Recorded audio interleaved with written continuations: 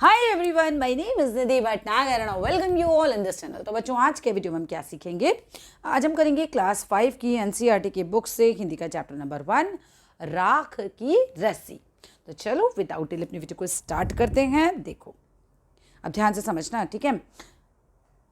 लॉन्पोगार तिब्बत के 32वें राजा सोनक वसैन गंपो के मंत्री थे।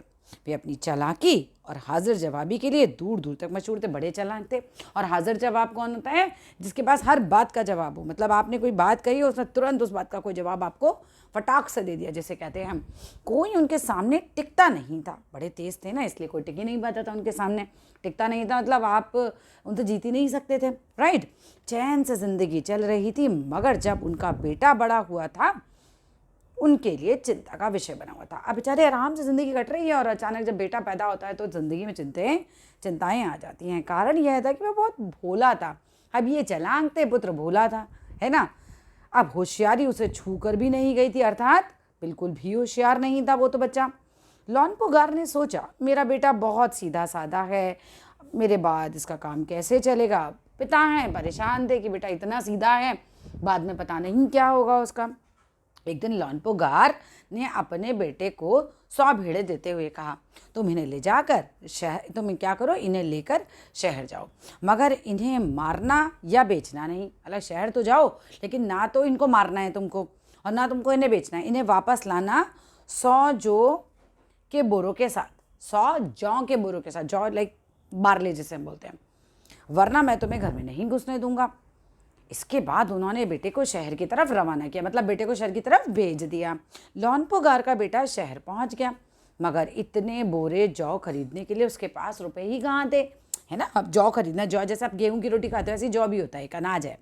तो भाई इतने सारे जौ खरीदने के लिए उसके पास पैसे नहीं। वह इस समस्या पर सोचने विचारने के लिए सड़क के किनारे बैठ गया। अब वो सड़क के किनारे बैठा सोच रहा था कि भैया कहाँ से मैं इतना पैसा लेकर आऊँ कि मैं जो हूँ इतना 100 बोरे जो हैं जौ खरीद सकूँ। मगर कोई हल उसकी समझ में नहीं आ रहा था। वह बहुत दुखी था। अभी एक लड़की उसके सामने आकर खड़ी हुई। क्या बात है, तुम इतने दुखी क्यों हो? उसने पूछा।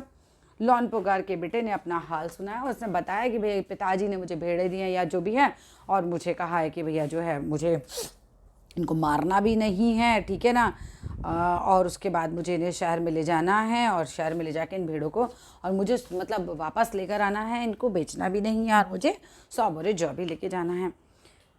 इनमें इतना दुखी होने की क्या बात है? उस लड़की ने कहा, मैं इसका हल निकाल देती हूँ। उसने कहा कि ठीक है, तो मैं तुम्हें सॉल्यूशन बता देती हूँ। इतना कहकर लड़की ने भेड़ों के बाल उतारे, उन्होंने बाजार में बेच दिया। भेड़ों के ऊपर बाल उगते हैं ना, वो बेच दिए। जो रुपए मिले उससे जौ के 100 बोरे खरीद कर उसे घर वापस भेज दिया। बढ़िया तरीका है बिल्कुल। लॉन्पोगार के बेटे को लगा कि उसके पिता बहुत खुश होंगे, मगर उसने क्या किया, उसकी आप बीती पर उन्हें ध्यान नहीं दिया। मगर पिताजी ने मगर उसकी आप बीती मतलब क्या था, जो उसके ऊपर बीती, जो भी प्रॉब्लम्स उसने फेस करी। फिर उठकर कमरे से बाहर चले गए। दूसरे दिन उन्होंने अपने बेटे को बुलाकर कहा, पिछली बार भेड़ों के बाल उतार कर बेचना मुझे ज़रा भी पसंद नहीं आया।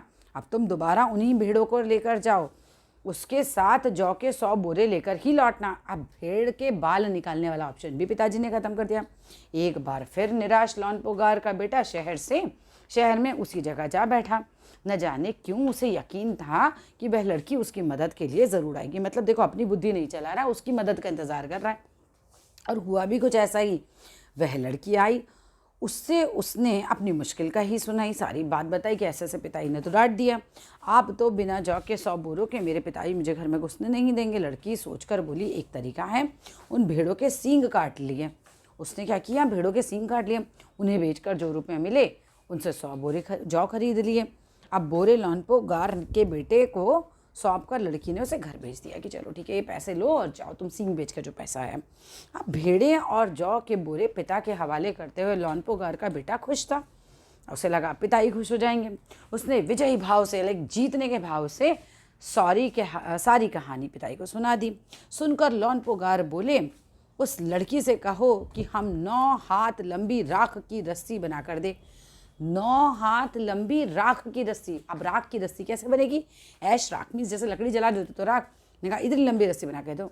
उसके बेटे ने लड़की के पास जाकर पिता का संदेश दोहराया कि भाई पिताजी जो हैं 9 हाथ लंबी और राख की रस्सी मांग रहे हैं।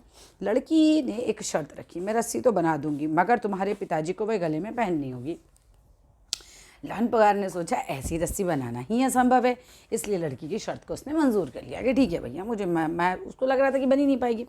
अगले दिन लड़की ने 9 हाथ लंबी रस्सी ली, ठीक है जी, उसे पत्थर पर सिल कर रखा, ठीक है जी, पत्थर पर सिल कर रखा और जला दिया। अब रस्सी तो जल गई मगर रस्सी के आकार की राख बच गई। क्या बात है, क्या तरीका निकाला उसने कि पत्थर के ऊपर रस्सी रखी, रस्सी जलाई तो क्या हुआ, जहाँ जहाँ से रस्सी जल रही है वहाँ राख की वो पूरा शेप लेती गई, है ना। अब इसे वह सिल समेत लॉन के पास ले गई। उसने कहा ठीक है भैया, सिल के ऊपर ये रस्सी है, मैंने जलाई है। उसे पहनने के लिए कहा। लॉन रस्सी देखकर चकित रह गया, भाई चौंक गए, ये क्या, भाई इसने तो रस्सी बना दी राख की।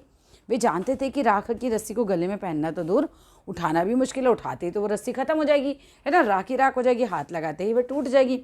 लड़की की समझदारी के सामने उनकी अपनी चालाकी धरी रह गई, अर्थात वो चालाकी कुछ काम ही नहीं आई वहाँ पर। बिना वक्त का पाए लॉन ने अपने बेटे की शादी का प्रस्ताव लड़की के सामने रखा।